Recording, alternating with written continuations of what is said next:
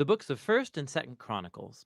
While they're two separate books in our Bibles, that division is not original. Due to scroll length, the book was divided in two, but it was written as one book with one coherent storyline. Now, in our English Bibles, Chronicles comes after the books of Samuel and Kings, and most of Chronicles is actually repeat content from those books.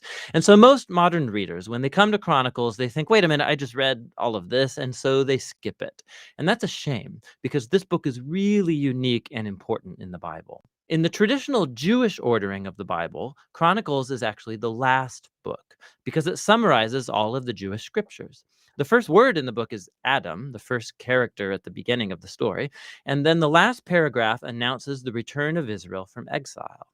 Now, we don't know who wrote this book, but we can tell from details within it, it was produced by somebody who lived a couple hundred years after the Israelites returned from the Babylonian exile. Now, for this author, Jerusalem and the temple were rebuilt some time ago, and as we learned from Ezra and Nehemiah, things were not going well.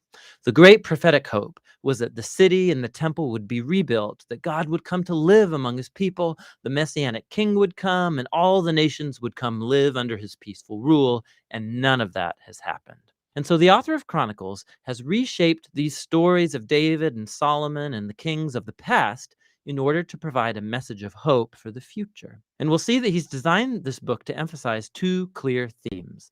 First, the hope of the coming Messianic king, and second, the hope for a new temple. Let's just dive in and you'll see these themes all over the book. First Chronicles begins with 9 chapters of genealogies, long lists of names. And you'll read these and think that this is kind of boring, and that may be true for you, but actually they're very, very important. The author is summarizing here the whole storyline of the Old Testament by naming all of the key characters in the stories. And as he does so, he shapes the genealogies to emphasize two key lineages. First is the line of the promised Messianic king. So lots of space is dedicated to tracing the line of Judah that led all the way to King David, to whom the Messianic promise was given. And then from David, the author traces that line up into his own day. The other family line that receives lots of attention here is that of the priesthood, the descendants of Aaron, who, of course, served in the temple. And so right from the start, you can see the two main themes, the author's hope of the Messiah coming to build a new temple, and it's rooted in these ancient genealogies. Now, after that, the author moves into the stories about David, and most of these are going to be familiar to you from the book of Samuel, but again, there's some really important differences. So first of all, the author leaves out all of the negative stories about David, where he's portrayed as weak or immoral. So Saul chasing David around the desert and persecuting him, the story of David's adultery with Bathsheba and then murdering her husband, all of that is gone. And what's left are the stories that portray David as a good guy. And not only that, there's also new additional material that you won't find in the book of Samuel that shows David in a very positive light.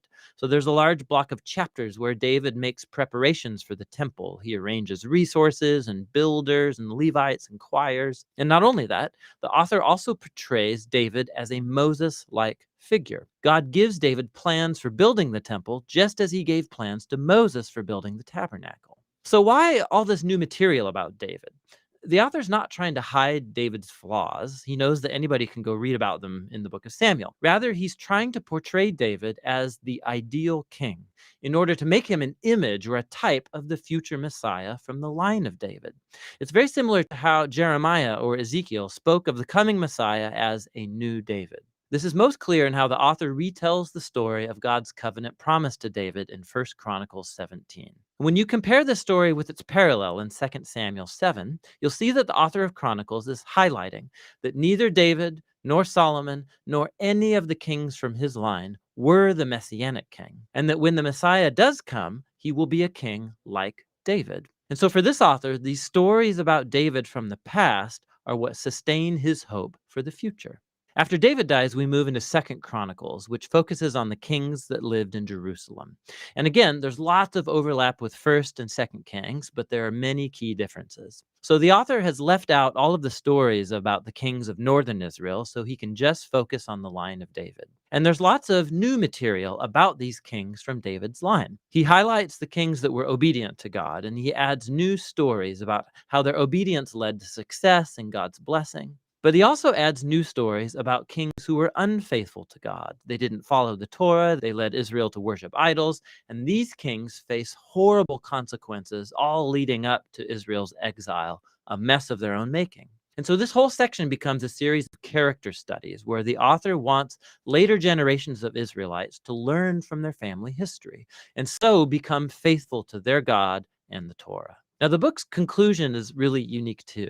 At the very end of the book, the king of the Persians, his name's Cyrus, and he tells the Israelites that they can go back home, return from exile, rebuild the city and the temple. And he says, last line of the book, "Whoever there is among you, of all his people, may the Lord his God be with him, and let him go up."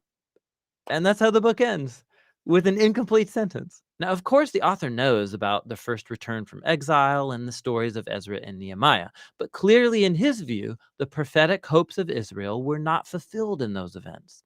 And so, this incomplete ending shows that the author's hope is set on yet another return from exile, when the Messiah will finally come to rebuild the temple and restore God's people. And so the book of Chronicles, it's the final book of the Jewish scriptures. It ends by pointing forward. It calls God's people to look back in order to look ahead, because the past has become the source of hope for the future.